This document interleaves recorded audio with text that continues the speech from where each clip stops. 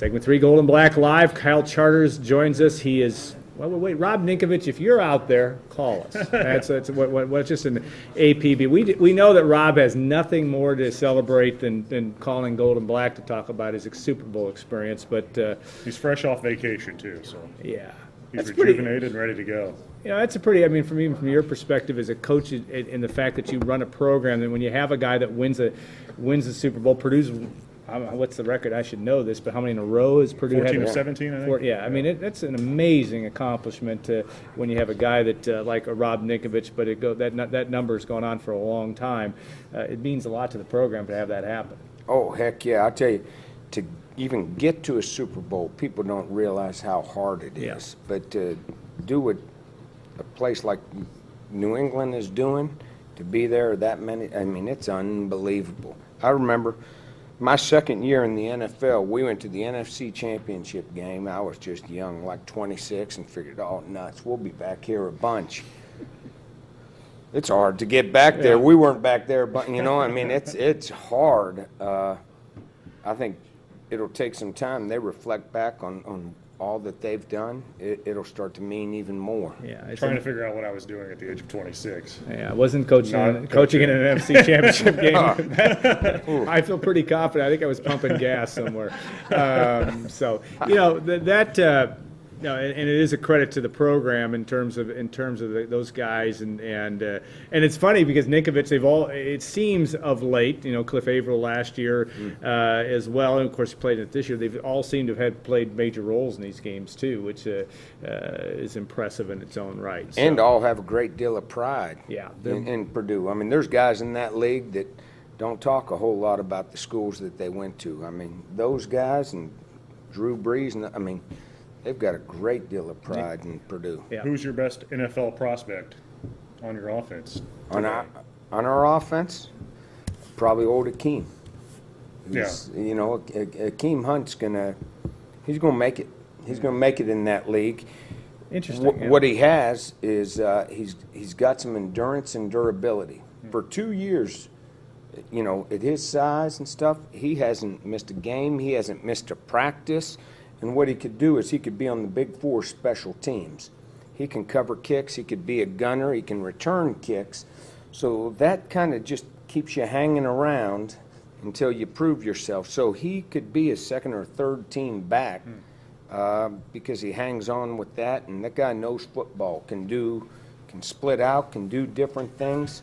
There's going to be a coaching staff that kind of falls for him. You watch. He's not going to be on your team next year. I know.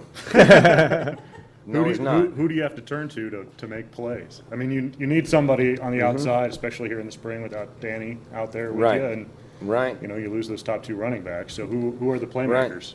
Well, I hope it comes from a number of different people. But I tell you, we've got some wideouts that are working their tails off. Just this morning, I mean, Greg Phillips has been in my office already this morning. Anthony's been by my office already this morning.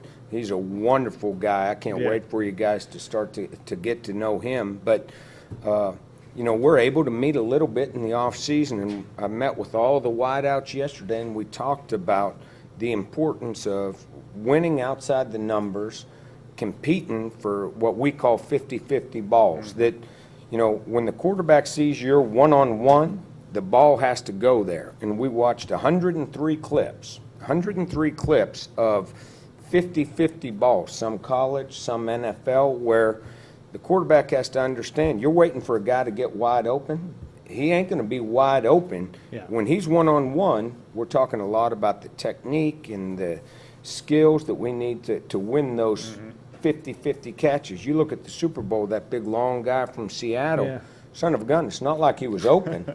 He's just going up and getting them. And so guys like Anthony, guys like D'Angelo, guys like Greg, got to make those plays for us outside the numbers, and they're working hard on it right now.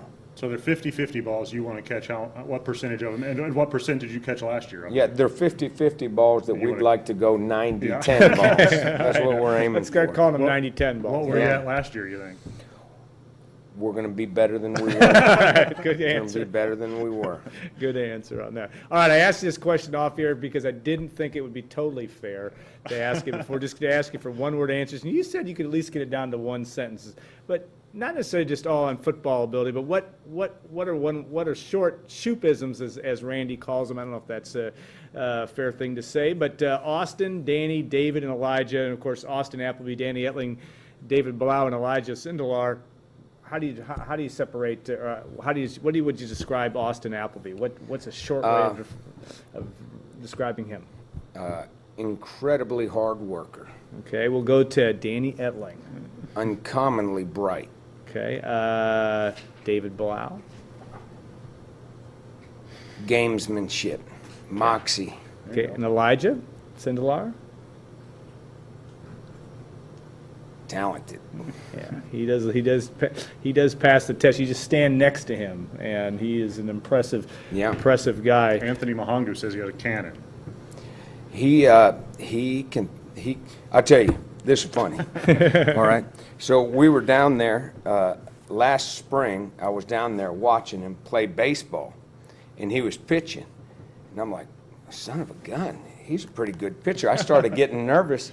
This son of a gun's going to get drafted, you know what I mean? So then I'll never talk a guy or bring up coming mid-year or anything like that, but I'm like, we might have to recruit another quarterback because this son of a gun is throwing probably 90 right now, you know? Yeah. And then when he said he wants to come mid-year, I was like, yeah, come on, mid-year. No reason for you to play, babe. Come on, baby, you know? So he has a strong arm, but every one of those guys is just great guys, too. Yeah. I mean, great guys. Like Austin last night. He wasn't feeling well the other day, and he came out to our house to talk to my wife about getting stuff to put on his throat and all that. I mean, they're all the types of guys that you want to hang around. You want your kids to see. You want your kids to, you know, they model kind of what a student athlete should be, and I have my kids around them as much as I can so they learn how to, you know, act the right way. He's the only guy in the history of the show to have his wife come on the show before he came on. So Marcia Shoop on last. Marcia Shoop is Marcia Mount Shoop, very accomplished in so many ways. That's another show we can talk about her. But what about, I'm not dismissing her. That'd be a dangerous thing to do. But what about the whole, notion from Boiler Ball who sent to us, just that whole notion that this program, you saw last night, really, with the win, and the fact that this whole community around Purdue sports is really eager to see it break forward and have a win. You get a win like that, a lot of excitement in men's basketball. That same thing with football. You're just looking for that breakout. What do you think it's really going to take to get that done? Outside of the obvious of outscoring the opponents, what do you think will get you to that next level where you can say, boy, we're going to be competitive. We're going to be a team that can get to a bowl. Yeah, I think that, and we talk about it openly, it's going to be something that might be invisible. You know, the things that we've been talking a lot about are how to finish. Yeah. And we got to develop some mental, physical, even spiritual endurance. And we got to finish plays. We had some plays that were just an inch from going the distance. You got to block through the echo of the whistle. You know, every play matters. We got to finish games. I look at it, there were maybe 6 games that in the fourth quarter, man, I mean, that Michigan State game still makes you sick. I thought we had a shot with 2-minute, 4-minute offense against Minnesota, son of a gun. We got to finish plays. We got to finish games. We got to finish seasons. You know, we had a streak offensively where we were getting good. Frankly, we played probably 6 offensive linemen the entire season. I think maybe come November, the last quarter of the season, we were starting to melt. I mean, a guy like Hedlund went from 305 to 284, you know, and we got to finish the season. So we got a lot of finishing that we're talking about. That's what we're there. Our talent's there. Everything's there. How do you finish?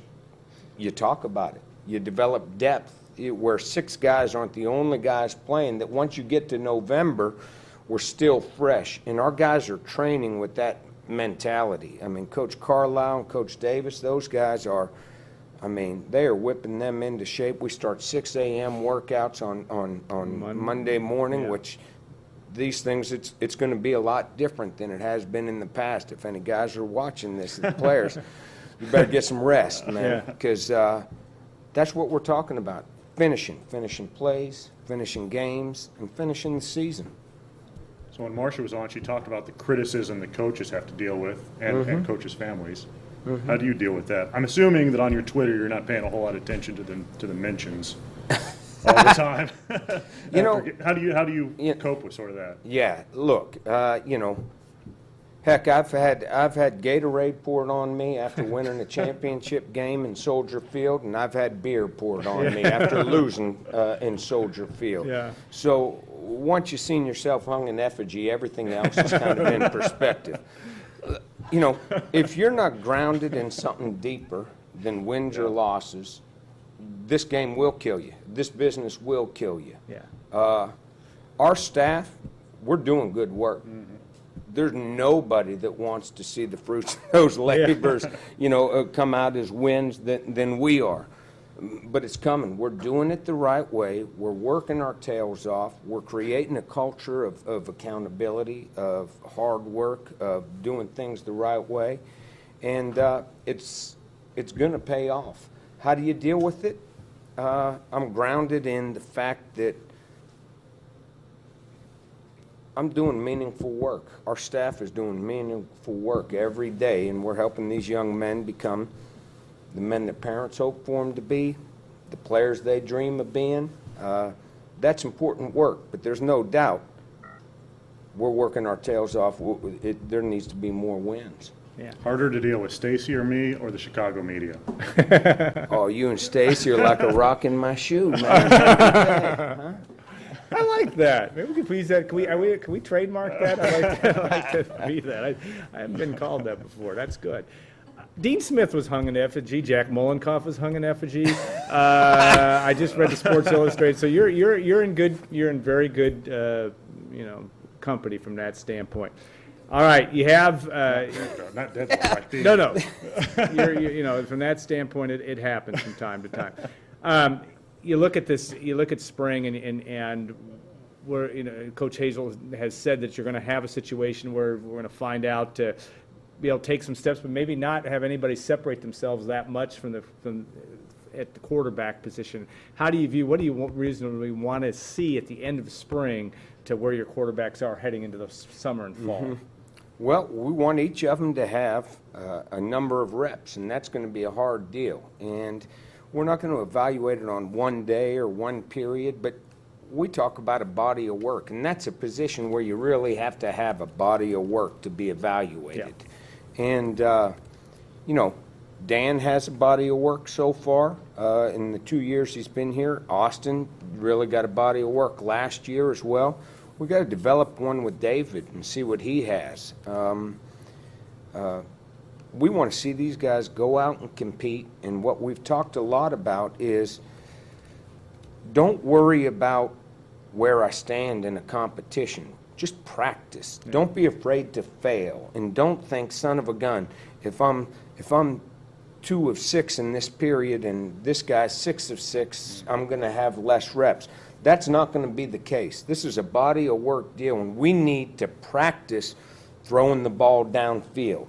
So if you get a few incompletions or something like that, we need to shoot the ball vertically, and these guys can't be afraid to fail. They can't be afraid to try things in practice on the practice field.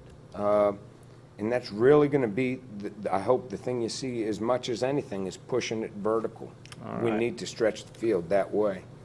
All right, we have exhausted, even on the internet, we're out of time. And we appreciate Coach John Shoop joining us and very insightful. And we also thank Brian Newbert for the first segment and all the comments about Purdue and Indiana. Great to see so many questions this week as well. We'll look forward to seeing you next week, where we'll have some exciting guests, I'm sure. I think we're going to have Jerry Palm on there, and also Pete Quinn is set to join us as well for a short segment. Pete never has enough to say, so we'll be interested to see how that goes. And we'll find other folks from down the road as well. We'll look forward to doing that. We want to thank Gordon Jackson, of course, your help with the show today, and all the folks at WLFI, Allie as well. And we'll look forward to seeing all of you next week on Gold and Black Live.